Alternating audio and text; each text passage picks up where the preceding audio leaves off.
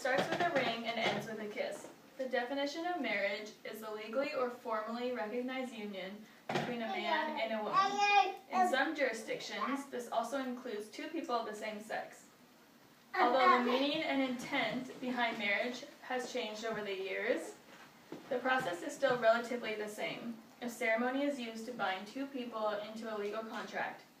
Stephanie Kuhn said, what marriage had in common was that it really was not about the relationship between a man and a woman. It was about making alliances, creating in-laws, and expanding the family labor force. Nowadays, most Americans associate marriage with love and companionship. Offbeatbride.com said, getting married is a rite of passage, an event that marks a person's transition from one life status into another one.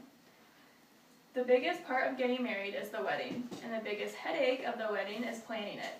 I'm here to educate you on how to plan your wedding. The first part of planning your ceremony is deciding what type of ceremony you would like to have. There are 7 main types of ceremonies. A religious ceremony, which takes place in a church where the bride and groom are both members. A civil ceremony, which is held in a courthouse, a city hall, or a judge's chamber.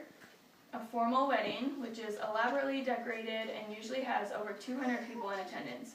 An informal wedding is much more simple and intimate with fewer than 200 people. A destination wedding is usually held somewhere exotic and is a modern way of combining your wedding and your honeymoon. A cruise wedding is held on a cruise ship and the captain is the officiant. And then there's eloping, which is usually a quick and spontaneous wedding where just the bride and groom are in attendance. The next part is determining your budget. This is based on the bride and groom's income, savings, size of the wedding desired, and any contribution from the parents or anyone else. Next is choosing a date. This is based on the time of year you want to get married, the size of the wedding you're having, indoor or outdoor, and when you want your anniversary.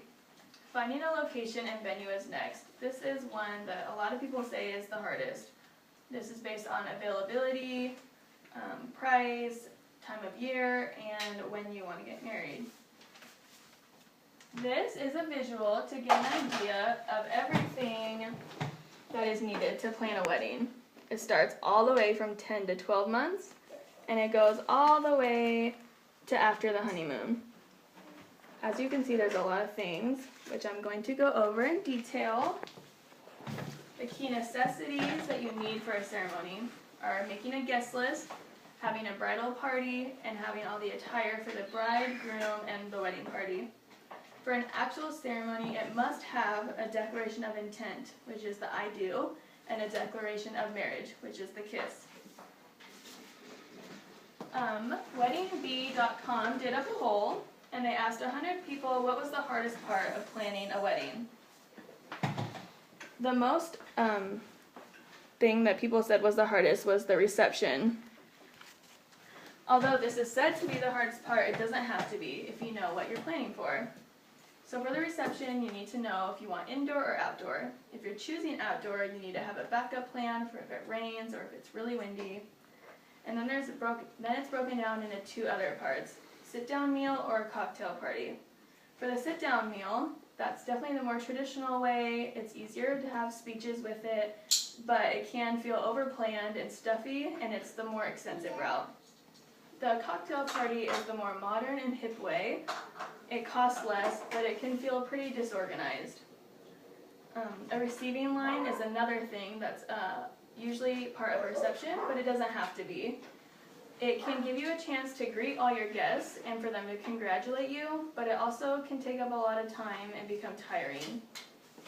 The thing that guests remember the most when they attend weddings, they say, is food.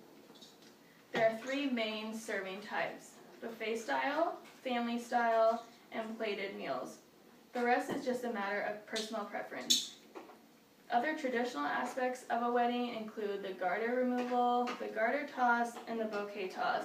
These are all voluntary and are not needed. Now that most of the stressful part is over, the idea is now that you get to enjoy the fun and relaxing part, the getting married part. Even if the intent of marriage has changed, people will always have the need and want to get married for one reason or another. And now you know how for that when that time happens for you. Thank you.